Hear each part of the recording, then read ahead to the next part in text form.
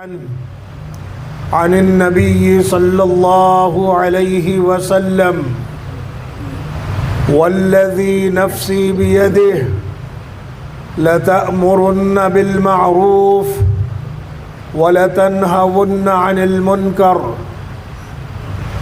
أو ليوشكن الله أن يبعث عليكم عقابا منه فتدعونه فلا يستجيب لكم اخرجہ الترمذی۔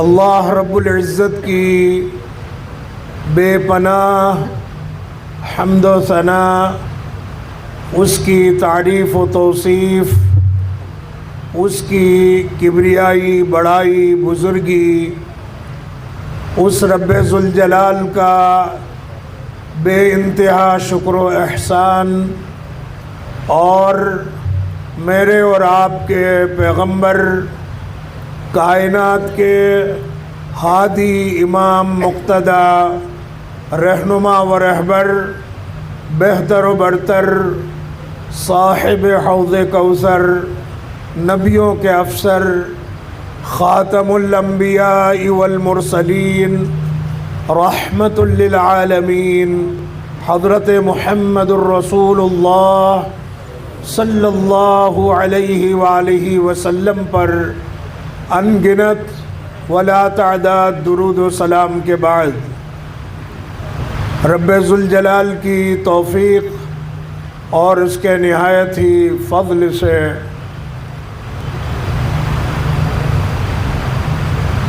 سرزمین گجرات کے مشہور و معروف شہر سورت کے اس صنعتی علاقے بھاٹینا کی سرزمین پر منعقد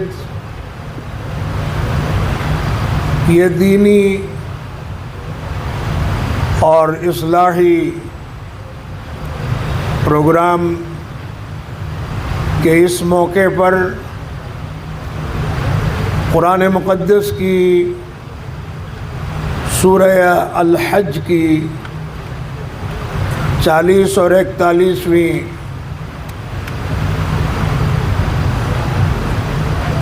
دو آیتیں آپ حضرات کے سامنے پڑھی گئی ہیں۔ پھر اسی مناسبت کی رسول اکرم ہادی برحق علیہ الصلاۃ والتسلیم کی وہ حدیث جسے صحابی جلیل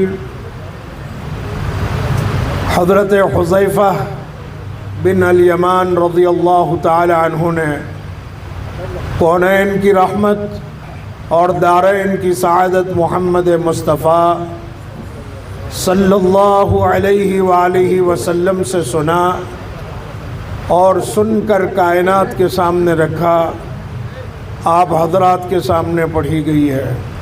پھر جسے امام ترمذی رحمہ اللہ تعالی نے اپنی حدیث کی معتبر ترین کتاب سنن ترمذی میں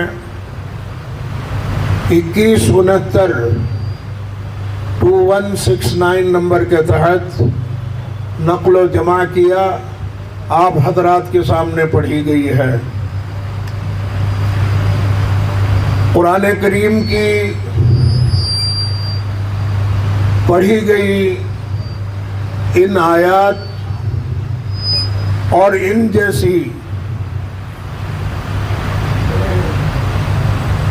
بے شمار آیات میں رب العالمین نے اہل ایمان کی ان کے ہر کٹھن موقع پر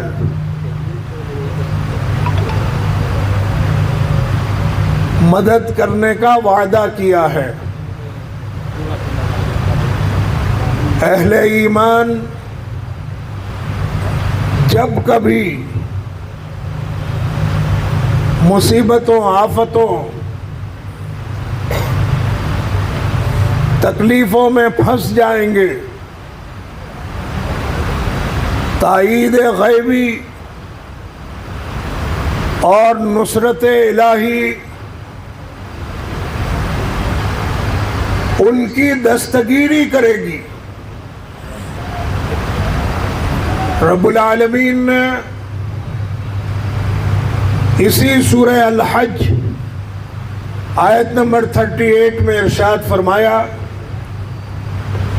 ان اللہ یدافع عن الذین آمنوا، اہل ایمان کے ہر آڑے موقع پر، ہر کٹھن موقع پر رب العالمین ان کا ڈیفنس کرے گا، نصرت الہی ان کی دستگیری کرے گی۔ پھر وہاں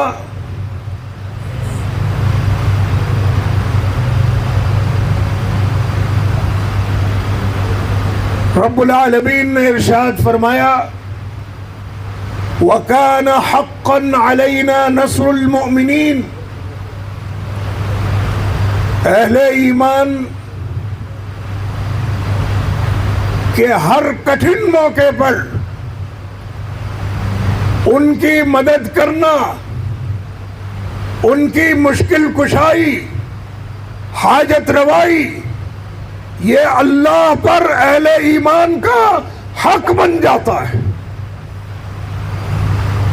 ایک طرف رب العالمین کے یہ وعدے ہیں کہ وہ اہل ایمان کی ہر کٹھن موقع پر مدد کرے گا، اور دوسری طرف امت مسلمہ کی حالت زار ہے کہ اس وقت امت مسلمہ تاریخ کے تاریک ترین اور بدترین دنوں سے گزر رہی ہے۔ ذلت، رسوائی، بدحالی، اس کا ایک لامتناہی سلسلہ چل رہا ہے جو رکنے کا، تھمنے کا نام نہیں لیتا۔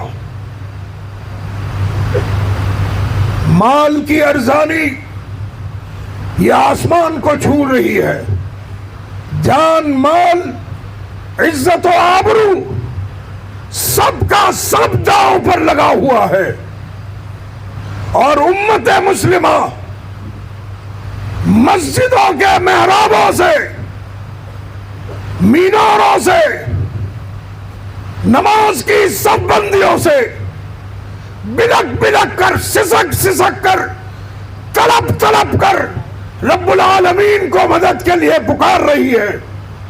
کون نہیں جانتا دنیا کا کوئی ملک ایسا موجود نہیں جہاں اہل ایمان سکون اور اطمینان کی سانس لے رہے ہوں۔ ایک طرف امت کی یہ حالت زار ہے، اور دوسری طرف رب العالمین کے اہل ایمان کی مدد کے یہ وعدے ہیں۔ تب سوال پیدا ہوتا ہے کہ کیا اللہ کے وعدے غلط ہو گئے؟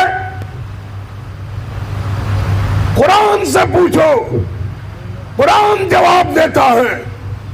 سورہ النساء 2 جگہ رب العالمین نے ارشاد فرمایا، وَمَنْ أَصْدَقُ مِنَ اللَّهِ قِيلًا وَمَنْ أَصْدَقُ مِنَ اللَّهِ حَدِيثًا،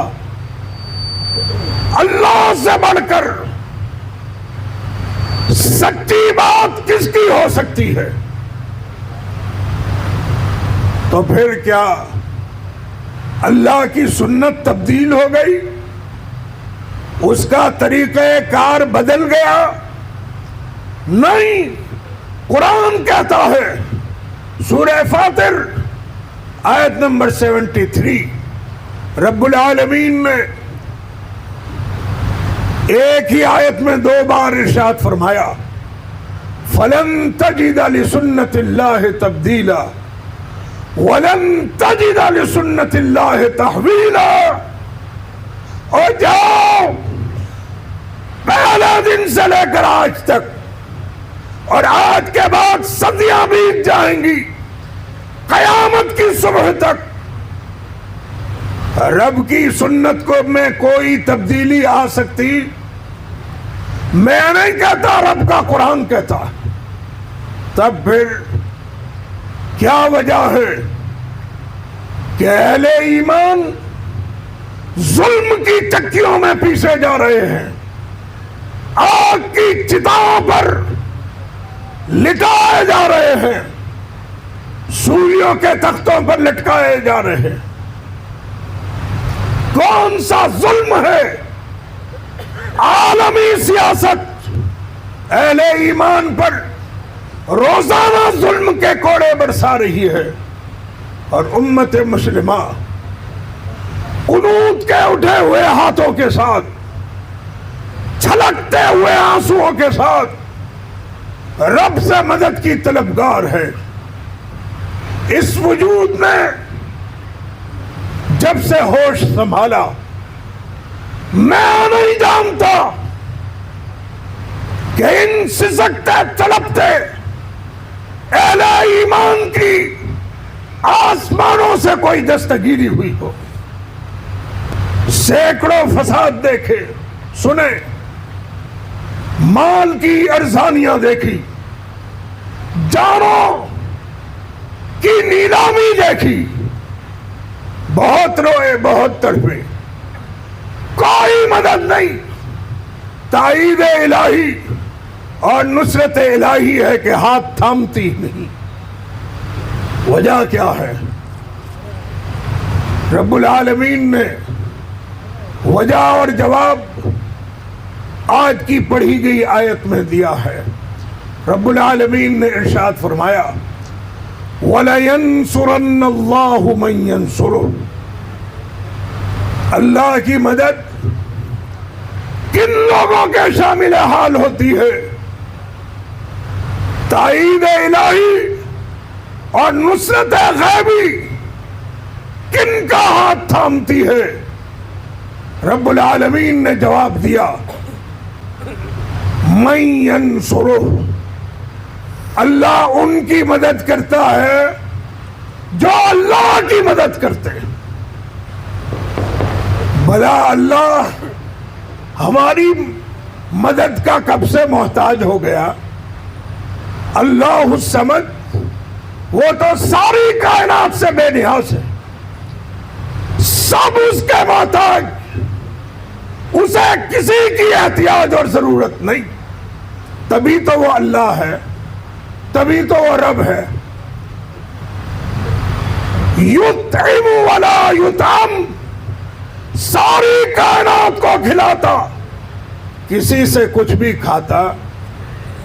یجیر ولا یجار علیہ، پوری کائنات ربوبیت کی جلوہ گری سے آرام پذیر ہو جاتی، رات کی کالی چادر اوڑھ کر سو جاتی۔ اللہ وہ ہے، سب اس کی پناہ میں زندگی گزارتے، وہ اس کو کسی کی پناہ کی درکار؟ اللہ کو ہماری مدد کی کیا ضرورت ہے؟ تب کیا مطلب ہے؟ اللہ ان کی مدد کرتا ہے جو اس کی مدد کرتے ہیں۔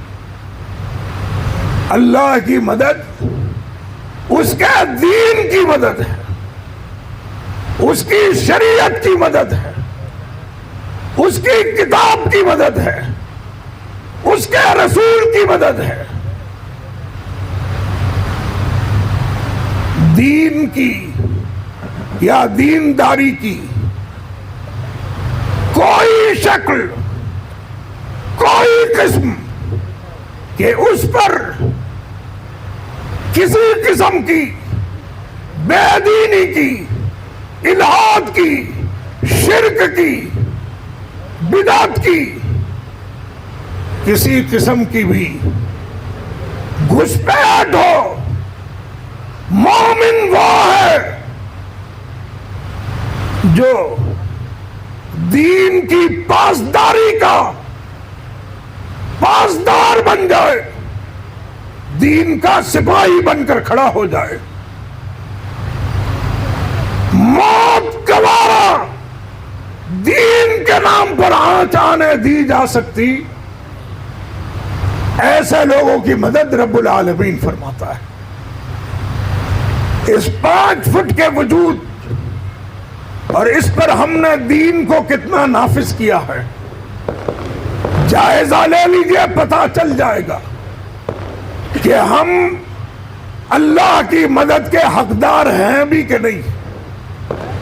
اپنا وجود سے پوچھو، اس سے لیے جانے والے کاموں کا جائزہ لو کہ ہم نے اس وجود پر دین کو، دینداری کو نافذ کتنا کیا۔ پتہ لگ جائے گا، حساب ہو جائے گا کہ ہم اللہ کی مدد کے مستحق ہیں بھی کہ نہیں ہیں۔ دین کی جہاں کہیں سے بھی شکل خراب ہوتی ہو، جس کے سامنے جو موقع آ گیا، اگر اس نے کھڑے ہو کر دین کے اس بگاڑ کے خلاف آواز نہیں اٹھائی، للکار نہیں لگائی، اس کو روکنے کی کوشش نہیں کی، میں نہیں کہتا، رب کا قرآن کہتا ہے یہ شخص مومن ہی نہیں ہے۔ جب مومن نہیں ہے تو اللہ نے اہل ایمان کی مدد کا وعدہ کیا، غیر مومن کے لیے اللہ کی مدد کا کوئی وعدہ نہیں۔ رب العالمین نے ارشاد فرمایا وَلَيَنْصُرَنَّ اللَّهُ مَنْ يَنْصُرُهُ إِنَّ اللَّهَ لَقَوِيٌّ عَزِيزٌ۔ پھر رب العالمین نے یہ مختصر سا وقت کسی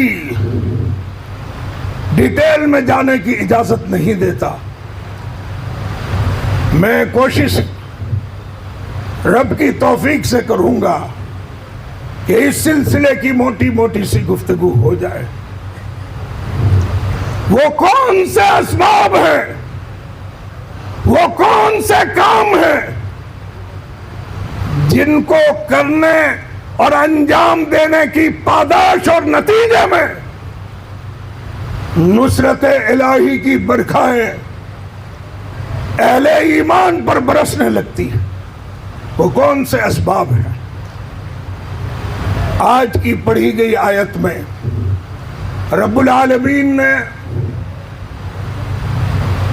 نصرت الہی اور تائید غیبی کے حصول کے 4 اسباب بیان کیے ہیں، لوگوں کے، بندوں کے ذہنوں میں راسخ، پختہ، مضبوط اور مستحکم کیے۔ ان میں سردست پہلا سبب اللہ کی مدد کے حصول کا، یا وہ کون سے لوگ ہیں جن کو تائید غیبی، جن کی دستگیری کرتی، جن کا ڈیفنس ہوتا ہے اللہ کی طرف سے۔ رب العالمین نے ارشاد فرمایا الذین ان مکناہم فی الارض اقاموا الصلاۃ۔ پہلا گروہ اللہ کی مدد کے حصول کا پہلا سبب کیا ہے؟ اقامت صلاۃ کا اہتمام، نمازوں کی پابندی۔ اتنے سارے لوگ الحمدللہ یہ بارونق چہرے اس دینی اصلاحی محفل کی رونق بنے ہیں، لیکن افسوس کے ساتھ کہنا پڑتا ہے کہ اگر اس تعداد میں بھی کھڑا کر لیا جائے کہ اقامت صلاۃ نماز کا اہتمام جو اللہ کی مدد کے حصول کا پہلا سبب ہے،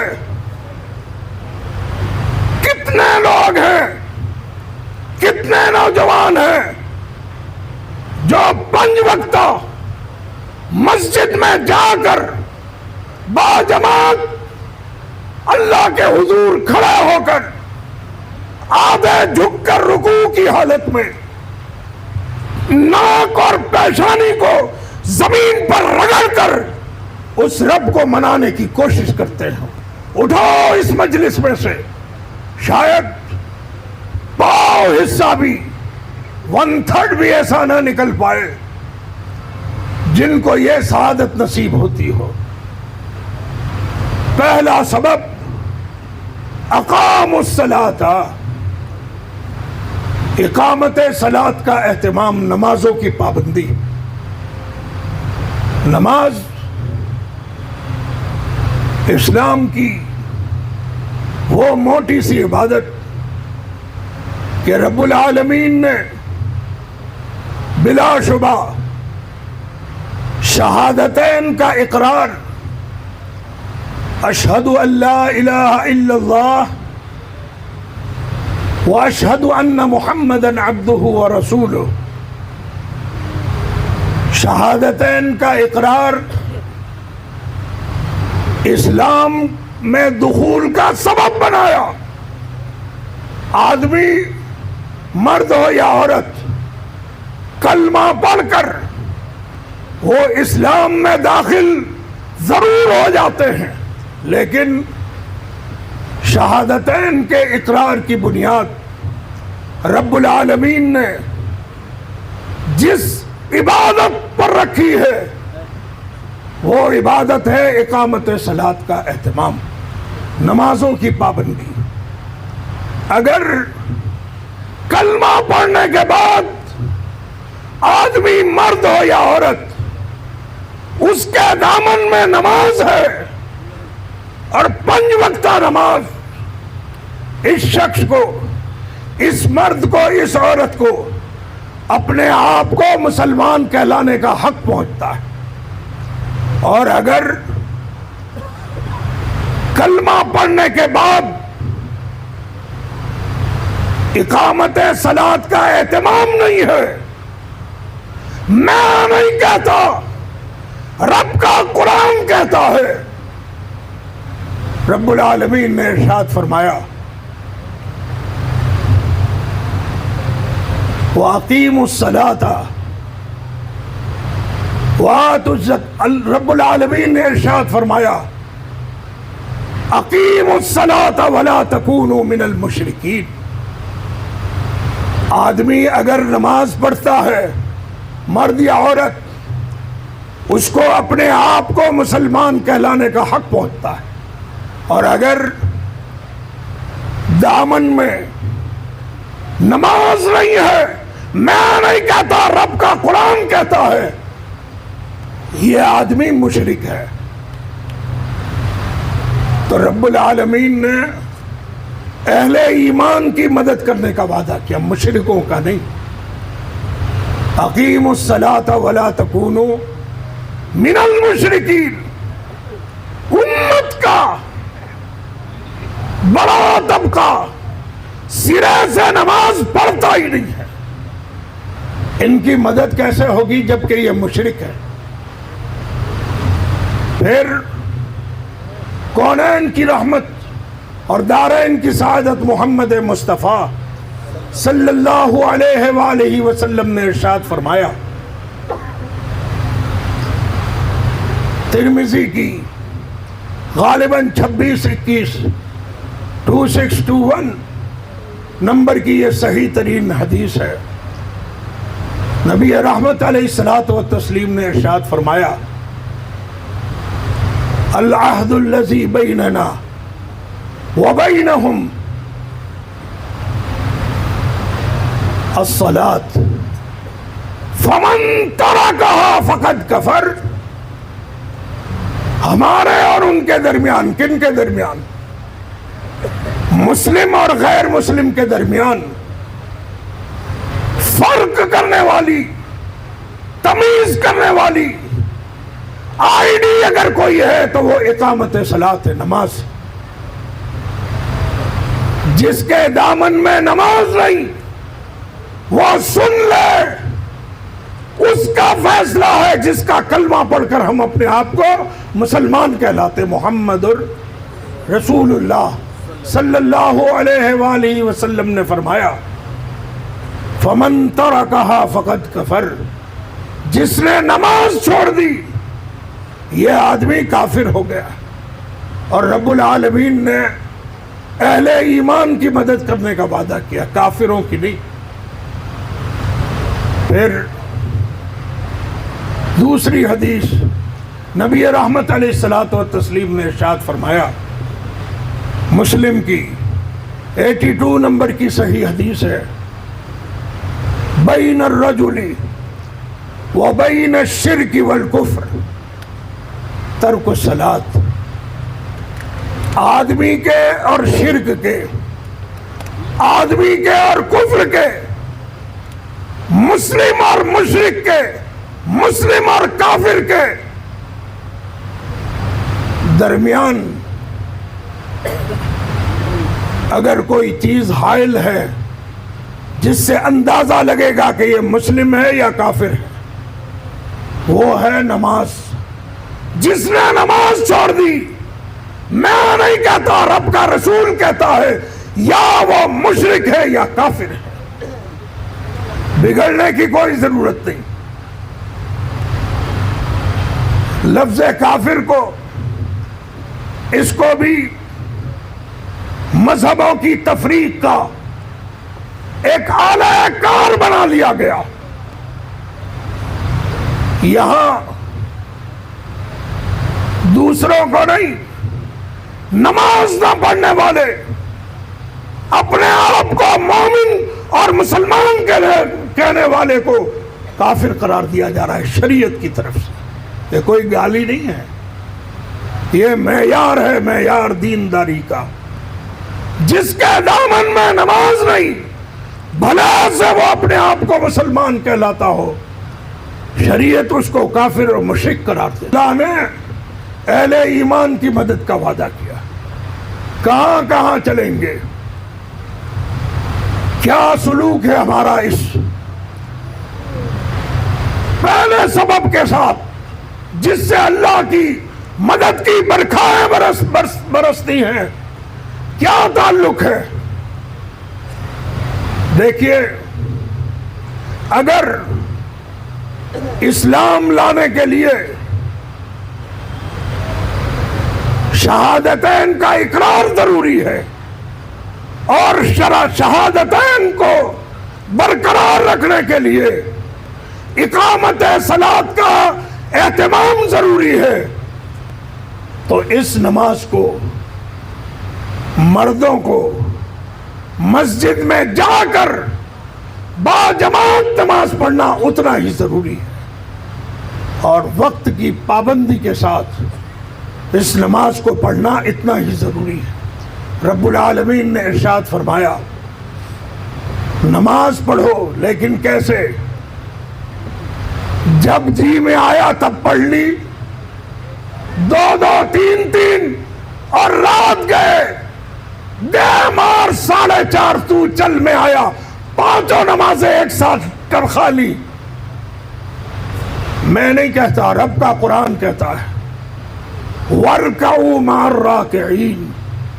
مردوں کو بالخصوص اگر ان پر نماز فرض ہے تو وقت کی پابندی کے ساتھ باجماعت مسجد میں جا کر پڑھنا اتنا ہی فرض ہے، اور وقت کی پابندی جب جی میں آیا پڑھ لی، جب جی میں آیا گول کر گئے۔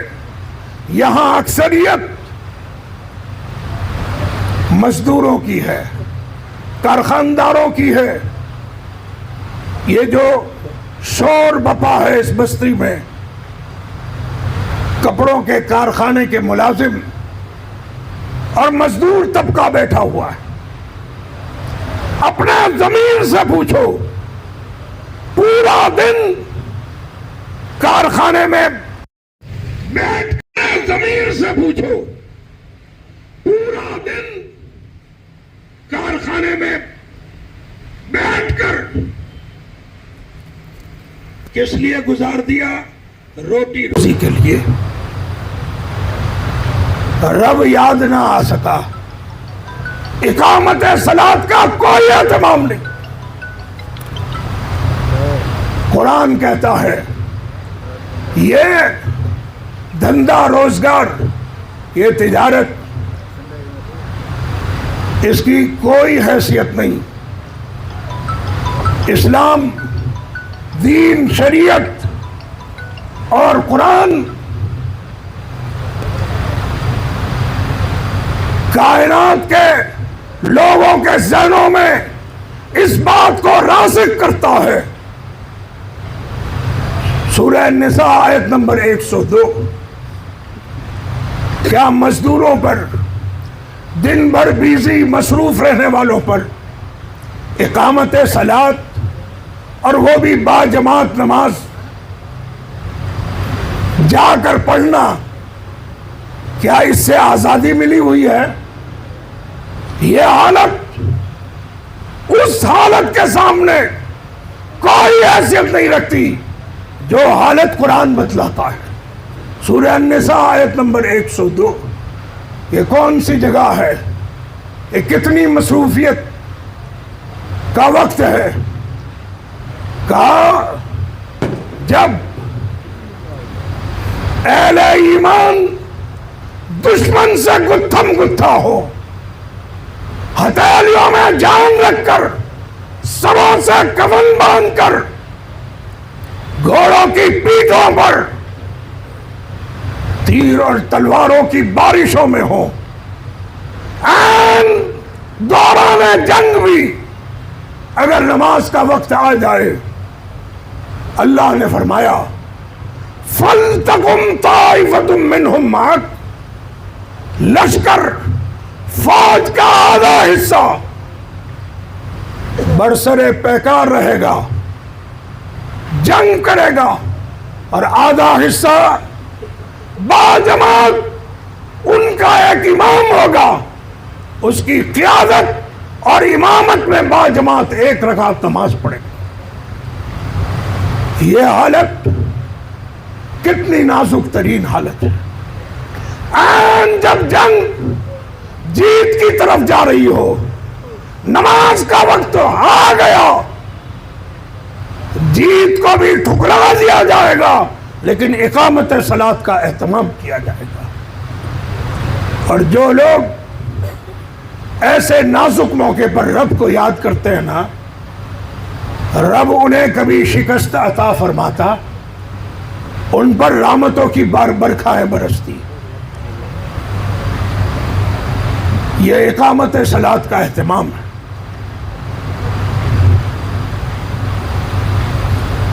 خبر مل چکی ہے کہ وقت ختم ہو گیا ہے. ہماری مشکل یہ ہے پروگراموں کی، جلسوں کی، کہ کوئی مضمون مکمل طور پر پورا نہیں ہو پاتا. بہرحال جو کچھ سنے، رب اس پر مجھے، آپ کو، ہم سب کو عمل کی توفیق عطا فرما.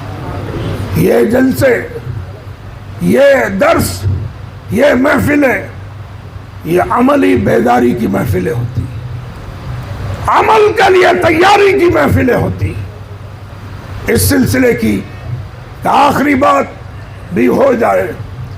نبی رحمت علیہ الصلاۃ والتسلیم نے بچوں کے لیے فرمایا، ابو داؤد کی صحیح ترین روایت ہے، مروا اولادکم بالصلاۃ. یہ اپنے چھوٹے چھوٹے بچوں کو، کتنی عمر کے؟ وَهُمْ أَبْنَاءُ 7 سنین، 7 سال کا بچہ ہو جائے اس کو نماز کی تلقین کرو، ہاتھ پکڑ کر لے کر جاؤ، نماز کی ترغیب دو. پھر فرمایا وَاضْرِبُوهُمْ، جب وہ 10 سال کے ہو جائیں اور نماز نہ پڑھتے ہو تو ان کو مار مار کر نماز پڑھائی جائے. دلوں پر ہاتھ رکھو. ان بیٹوں کے باپوں، ان بچوں کی مائیں، پھوپھیاں، نانی، دادی، بڑے بھائی، بڑے بہن، بڑی بہن، ہم نے ان بچوں کو اسکول نہ جانے پر مارا، ٹیوشن نہ جانے پر سخت و سست کہا، کھانے بند کیے، تفریح بند کی. اسکول اور ٹیوشن کے لیے رات کے 4 بجے سے بچوں کو مار مار کے جگایا. نہیں مارا، نہیں زجر و توبیخ کی، سخت و سست کہا تو نماز کے لیے کبھی ایک لفظ بھی ہمارے منہ سے نہیں نکل سکا. یہ اہل ایمان کی روش ہے. پھر اللہ کی مدد کہاں سے آئی؟ اگر یہ نماز معاف ہوتی، وہ بھی با جماعت نماز، تو 2 ہی قسم کے لوگ تھے. ایک تو یہ ہتھیلیوں میں جان رکھ کر، سر سے کفن باندھ کر اعلیٰ کلمت الحق کے لیے جان کی بازی لگانے والے، یہ جنگجو ہیں، ان کو بھی معاف نہیں. اور ایک صحیح مسلم کا وہ نابینا شخص ہے، 653 غالباً حدیث کا نمبر ہے، جو آنکھوں کی سفیدی کے ساتھ آنکھوں کو پٹ پٹاتا ہوا کونین کی رحمت اور دارین کی سعادت کے سامنے کھڑا ہے. کون ہے؟ اتبان بن مالک ہے، نابینا شخص. شکایت کرتا ہے، رسول رحمت، آپ کی ذات گرامی وہ ذات ہے جس کی شان قرآن نے بیان کی، وَمَا أَرْسَلْنَاكَ إِلَّا رَحْمَةً لِلْعَالَمِينَ، ساری کائنات کے لیے رحمت، اس اندھے کے لیے بھی رحمت. کیا کہنا چاہتے ہو؟ کہا یہ آنکھوں کی سفیدی دیکھیے، زندگی پائی، وجود پایا، دنیا میں آیا، لیکن آج تک یہ نہیں پتا دنیا کیسی ہے. یہ پھل ہے، یہ فروٹ ہے، یہ گوشت ہے، یہ سبزی ہے، نام سب کے سنے، لیکن ان کی رنگتوں کو نہیں دیکھ سکا. اور تو اور ہے، گھر مسجد سے دور ہے، مدینہ طیبہ کے راستے اوبڑ کھابڑ، پہاڑی راستے، کوئی قائد نہیں، کوئی سہارا نہیں. گھر سے اکیلا چلتا ہوں، کھڈوں میں الجھ کر گر جاتا ہوں، چوٹ لگتی ہے، تکلیف ہوتی ہے. کیا مجھ جیسے مادرزاد اندھے کے لیے شریعت میں کوئی گنجائش ہے کہ میں اپنے گھر پہ نماز پڑھ لوں؟ آئے ہے، پہلے کہہ دیا ٹھیک ہے، عذر ہے، گھر پہ پڑھ لو. ابھی پلٹا ہی تھا، آسمان سے جبریل آئے، کہا نبی، پلٹتے ہوئے مادرزاد اندھے کو واپس بلائیے.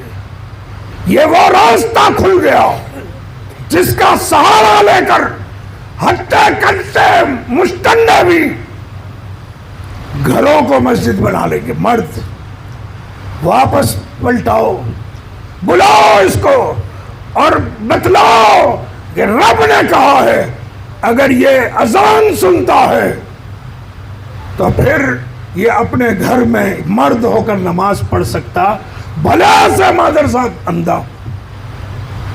اے آنکھوں والو، اے صاحب بصیرت و بصارت کے مالکو، صاحبو، جب ایک مادرزاد اندھے کو اجازت نہیں کہ وہ گھر میں نماز پڑھ لے، تو ہم تندرست و توانا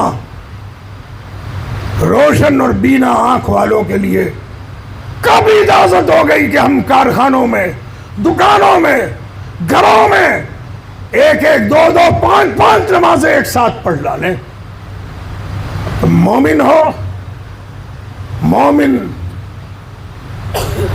عذر کے بغیر کسی مرد کی کوئی نماز اگر وہ با جماعت مسجد میں جا کر نہیں پڑھتا اس کی نماز نہیں ہوتی۔ علماء کے فتاوے اس پر موجود ہیں۔ باتیں بہت کچھ تھی، یہ تو پہلا سبب ابھی چلا ہے، 3 اسباب آج کی آیات کے باقی ہیں۔ رب ذوالجلال سے دعا کرتا ہوں پروردگار عالم یہ اس کی نصرت، تائید اور غیبی مدد کی برکھاؤں کو برسانے والا جو یہ پہلا سبب ہے، رب العالمین کم از کم اس ایک سبب کو ہمارے وجود پر نافذ کر جانے اور مرے دم تک سلامت لے جانے کی توفیق اور سعادت عطا فرما دے، تو آج کی محفل سے کامیاب محفل چشم فلک نے اور کائنات کی نگاہوں نے نہیں دیکھی۔ اور اگر اتنا سننے کے بعد بھی یہ اہتمام ہم سے نہ ہو سکا، مرے دم تک اس اہتمام کو سلامت نہ لے گئے، تو آج سے زیادہ بہترین محفل چشم فلک اور کائنات کی نگاہوں نے نہیں دیکھی۔ رب العالمین ہمیں مرے دم تک اقامت صلاۃ کے اہتمام کی توفیق عطا فرمائے، مردوں کو با جماعت مسجد میں پڑھنے کی توفیق عطا فرمائے، عورتوں کو وقت کی پابندی کے ساتھ گھروں میں نماز پڑھنے کی توفیق عطا فرمائے، باپوں کو بھائیوں کو توفیق دے کہ وہ اپنے چھوٹے بچوں کو ترغیب کے ساتھ، ترہیب کے ساتھ ڈرا کر، پھسلا کر، بہلا کر وہ مسجدوں میں لے جائیں، ان کو نمازوں کا عادی بنائے، اور رب معاشرہ، سماج، سوسائٹی نمازوں کا اہتمام کرنے لگے، تو اللہ تیری توفیق اور رحمت سے مصیبتوں کی یہ گھٹا ٹوپ بدلے اور اپنے رحم و کرم کی برکھائیں برسا، اہل ایمان کی ہر کٹھن موقع پر امداد فرما۔ سبحان ربک رب العزت عما یصفون وسلام علی المرسلین والحمد للہ رب العالمین، والسلام علیکم ورحمۃ اللہ وبرکاتہ۔